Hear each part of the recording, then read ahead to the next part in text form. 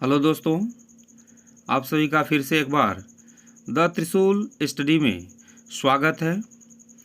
संवैधानिक विकास की अवस्था के अंतर्गत हम लोग चार्टर एक्ट 1600 जो मुख्यतः महारानी एलिजाबेथ के द्वारा जारी किया गया था तथा कंपनी के कार्य को अगले 15 वर्षों के लिए बढ़ाया गया था तथा इसके साथ ही साथ 1726 के चार्टर एक्ट के संबंध में जानकारी दी गई।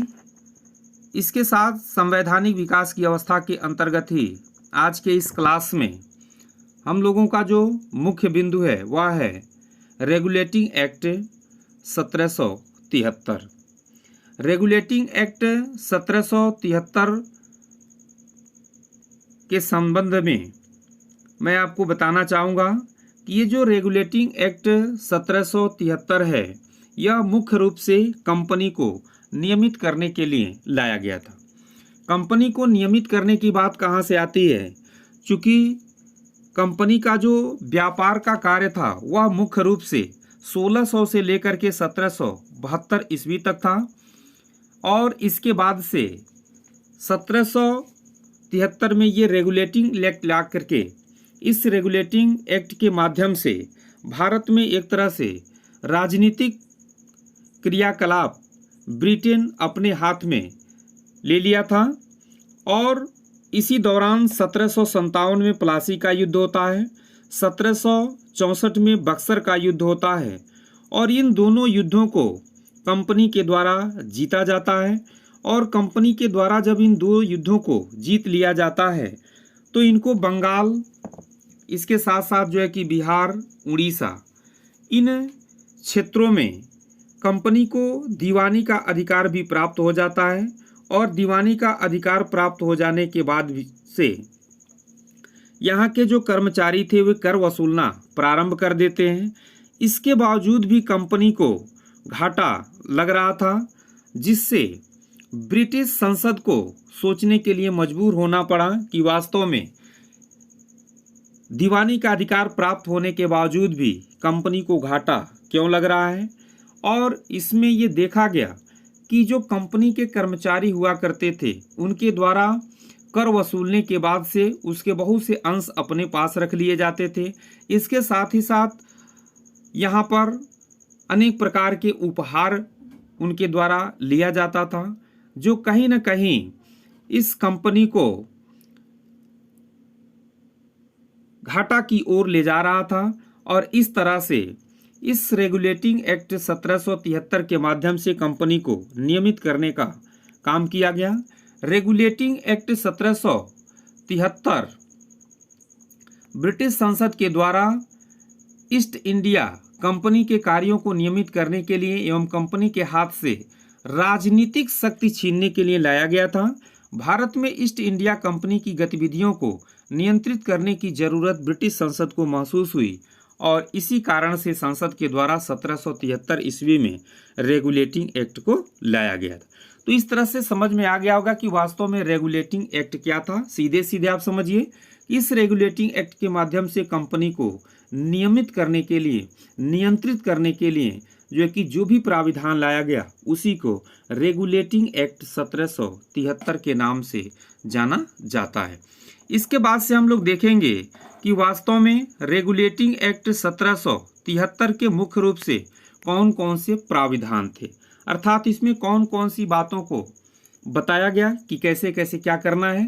जिसमें से सबसे पहला प्राविधान आप देख रहे होंगे कि रेगुलेटिंग एक्ट 1773 ब्रिटिश सरकार के द्वारा उठाया गया पहला ऐसा कदम था जिसके द्वारा कंपनी के कार्यों को नियमित और नियंत्रित किया गया था।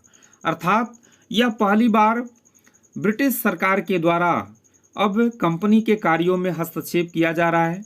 इसके साथ साथ दूसरा जो प्रमुख प्राविधान है वह है रेगुलेटिंग एक्ट 1773 अधिनियम के द्वारा बंगाल के गवर्नर को बंगाल का गवर्नर जनरल कहा जाने लगा था और उसकी सहायता के लिए 4 सदस्यीय कार्यकारिणी परिषद का गठन किया गया था।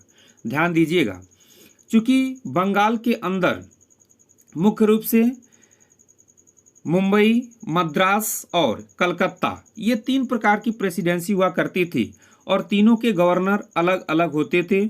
इनको स्वतंत्र रूप से जो है कि अधिकार था कि यह अपने अपने प्रेसिडेंसी के लिए जो भी निर्णय लेना चाहे वह स्वतंत्र रूप से ले सकते हैं।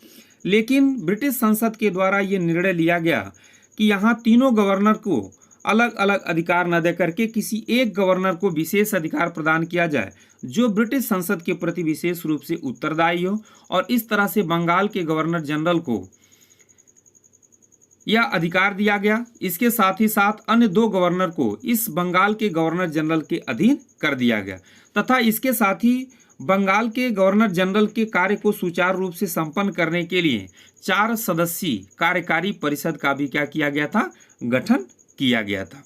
इसके साथ ही साथ अगला जो मुख्य रूप से प्राविधान है वह प्राविधान है कि लॉर्ड वारेन हेस्टिंग बंगाल का पहला गवर्नर जनरल बना था। तो यहाँ से भी एक बहुत ही महत्वपूर्ण प्रश्न बनता है कि बंगाल का पहला गवर्नर जनरल किसे बनाया गया था, तो लॉर्ड वारेन हेस्टिंग को जो है कि बंगाल का पहला गवर्नर जनरल बनाया गया था। इसके बाद से जो अगला मुख्य रूप से प्राविधान है वह है कि इस एक्ट के द्वारा मद्रास एवं मुंबई के गवर्नर को बंगाल के गवर्नर जनरल के अधीन कर दिया गया था। कहने का तात्पर्य है कि यह जो बंगाल का जो गवर्नर जनरल होगा वह गवर्नर जनरल मद्रास एवं मुंबई के गवर्नर जनरल के कार्यों की निगरानी कर सकता है तथा उनको कानून बनाने के संबंध में कुछ शक्तियां भी प्रदान कर सकता है कि आप किस किस विषय पर कानून बना सकते हैं। तो इस तरह से यानी कि प्रमुख रूप से ब्रिटिश संसद के प्रति उत्तरदायी जो प्रमुख व्यक्ति था वह था बंगाल का गवर्नर जनरल। इसके साथ ही साथ कंपनी के डायरेक्टर से कहा गया था कि वह अब से राजस्व, दीवानी, सैन्य प्रशासन के संबंध में सभी कार्यों से ब्रिटिश सरकार को अवगत कराएंगे, क्योंकि मुख्य रूप से कंपनी के जो कर्मचारी थे वह दीवानी के क्षेत्र में जो कर वसूलने का अधिकार प्राप्त हुआ था उसी के क्षेत्र में ही अनियमितता मुख्य रूप से उत्पन्न हुई थी।